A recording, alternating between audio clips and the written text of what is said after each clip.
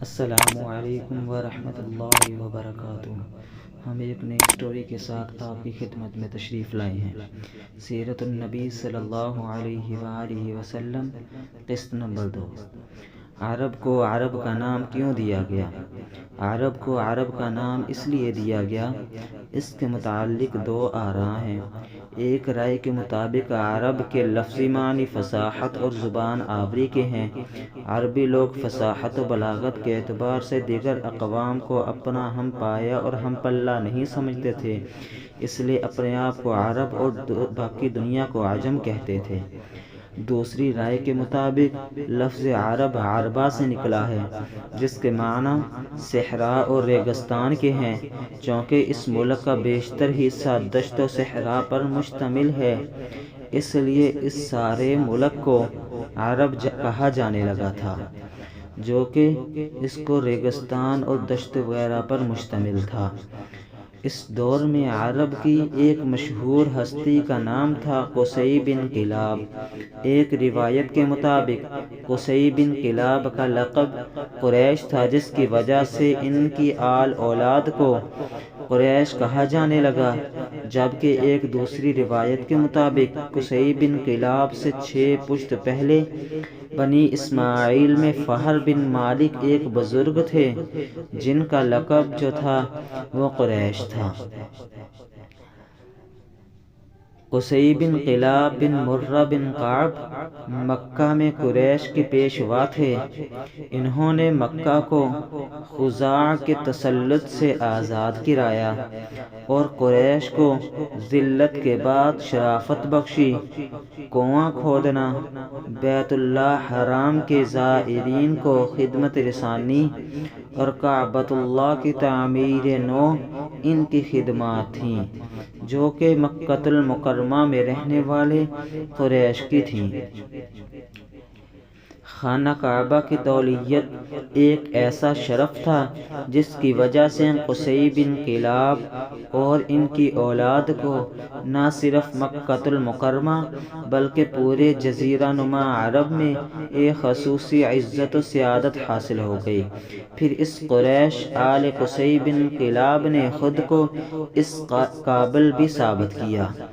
قصی بن club نے نہ صرف خانہ کعبہ کا جملہ انتظام و انتصرام کا بندوبست کیا، بلکہ اس سے آگے بڑھ کر مکہ کو باقاعدہ ایک ریاست کا روپ دے کر 6 مختلف شعبے قائم کیے اور انہیں قابل لوگوں میں تقسیم کیا، جسے ان کی وفات کے بعد ان کے پوتوں نے باہمی افہام و تفہیم سے 6 شعبوں سے بڑھا کر 10 شعبوں میں تقسیم کر کے آپس میں بانٹ لیا۔ یہی نظام بعثت نبوی صلی اللہ علیہ وآلہ وسلم تک بڑی کامیابی سے چلایا گیا۔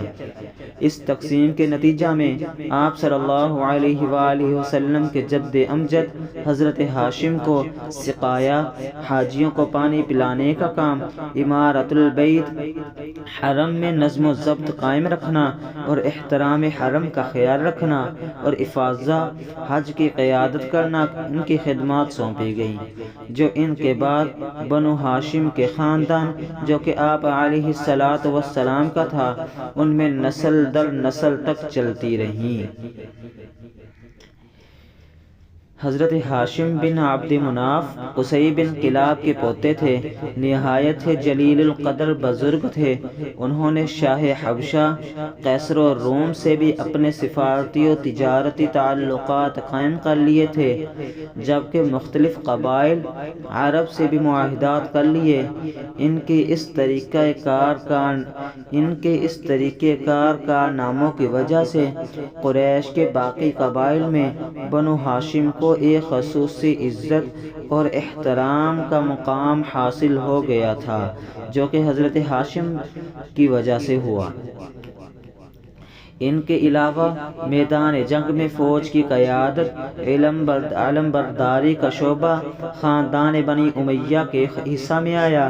لشکر قریش کا سپہ سالار بنو امیہ ہی سے ہوتا تھا۔ چنانچہ حرب جو حضرت ہاشم کے بھتیجے امیہ کا بیٹا تھا، ان کو اور ان کے بیٹے حضرت ابو سفیان رضی اللہ عنہ کو اسی وجہ سے قریش کے لشکر کی قیادت سونپی جاتی تھی، جبکہ حضرت سیدنا صدیق اکبر رضی اللہ تعالی عنہ کے قبیلہ بنو تمیم بن مرہ کو اشناق یعنی دیوانی و فوجداری، عدالت، دیت اور جرمانے کی وصولی اور تعین کی ذمہ داری سونپی گئی۔ حضرت سیدنا صدیق اکبر رضی اللہ عنہ کے قبیلے بنو تمیم کو۔ اس کے علاوہ شعبہ سفارت سیدنا عمر بن خطاب رضی اللہ تعالی عنہ کے قبیلہ بنو عدی کے حصہ میں آیا۔ ان کا کام دوسرے قبائل کے ساتھ مذاکرات، معاہدات اور سفارت کاری کرنا تھا، جو کہ سیدنا عمر بن خطاب رضی اللہ عنہ کے قبیلہ بنو عدی کے حصہ میں آیا۔ بنو مخزوم جو حضرت سیدنا خالد بن ولید رضی اللہ عنہ کا قبیلہ تھا، ان کے حصہ میں قبا و عنہ کا شعبہ آیا۔ ان کا کام قومی ضروریات کے لیے مال و اسباب اکٹھا کرنا اور فوجی ساز و سامان اور گھوڑوں کی فراہمی تھا۔ بنو مخزوم جو سیدنا خالد بن ولید رضی اللہ عنہ کا قبیلہ تھا، ان کے حصے میں آیا۔ قریش کے گھڑ سوار دستے کی کمانڈ بھی اسی قبیلے سے ہوتا تھا۔ اپنا وقت آنے پر حضرت خالد بن ولید رضی اللہ تعالی عنہ نے مدتوں شہ سوار دستوں کی کمان نہایت خوش اسلوبی سے سنبھالی۔ اسی طرح باقی 5 شعبوں کی ذمہ داری مختلف قبائل قریش کے حوالے کر دی گئی، جس طرح یہ قبائل کی ذمہ داری دی گئی تھی۔ بحوالہ سیرت النبی صلی اللہ علیہ وآلہ وسلم مولانا شبلی نعمانی رحمہ اللہ تعالی، تاریخ ابن کثیر، البدایہ والنہایہ، سیرت ابن حشام۔ سیرت النبی صلی اللہ علیہ وآلہ وسلم کی بقیہ اقساط کے لیے ہمارے چینل کو سبسکرائب کیجیے اور ہمارے ساتھ جڑے رہیے۔ ہماری تمام ویڈیوز کو دیکھتے رہیے۔ والسلام۔